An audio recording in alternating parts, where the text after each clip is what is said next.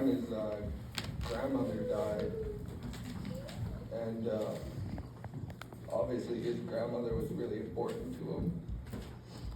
So that crushed him, and that night we sat there and talked. Talked until 5 a.m. and got 2 hours of sleep and then went to work, right? And then since then we just kind of had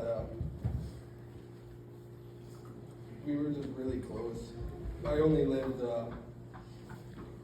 10 minutes down the road from Rachel and Colton down in Tiger Lily. So, whenever he had problems and whatever, we were just his best friends. He'd come over to hang out, just talk.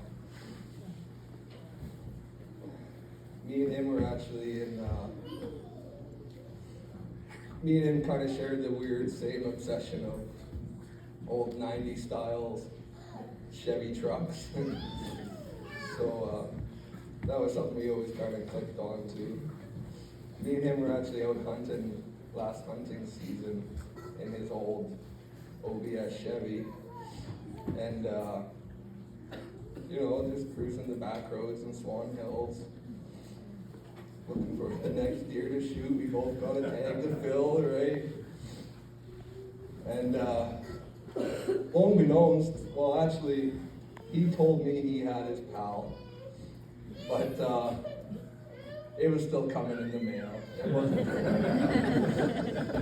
So unbeknownst, I'm sitting there, passenger seat, doobie in my left hand, rifle in my right, and we're coming around this corner doing about, maybe 50, 60. And then here's this brand new 2020 Dodge right in our lane and completely totaled our truck, Eric Norm's old Chevy. No airbags, no nothing. And the very first thing he did when he hopped out of that truck, he just wanted to call Rachel to let her know he was okay. After that, I think that's the first time I ever seen the true definition of Storm and Norman.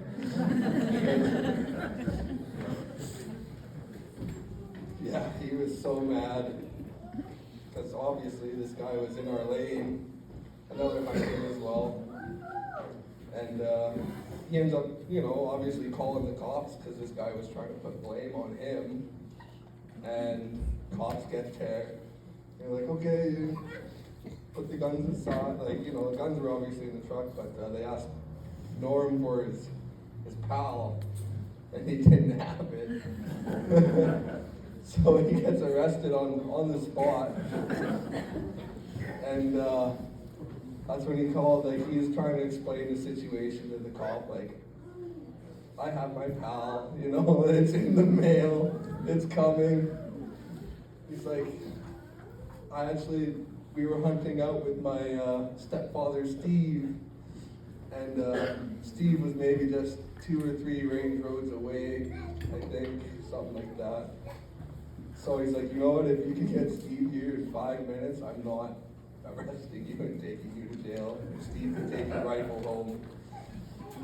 So, I don't know, that's just a story that's always going to stick in the back of my head. I was also there when he got the news of the first time he was going to have a child. We were also both in the hotel room, and he was ecstatic. He was so nervous and excited.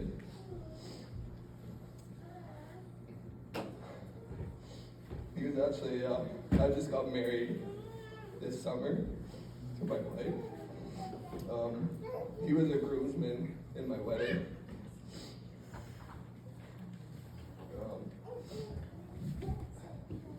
When he found out the news that Cassidy was pregnant, he was so excited to meet our child. That is something that's really gonna bug me, that he's never gonna meet our kid.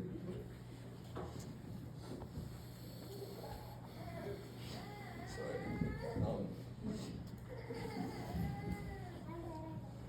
I'm just gonna dearly miss him. I won't never forget him.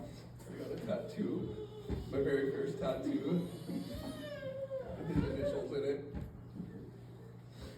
And ever since then, I'm just been getting tattoos on a tattoo. Because I know he'd just be so excited of every single one that I got. And yeah, I don't know. I just want to make him proud in any way I can.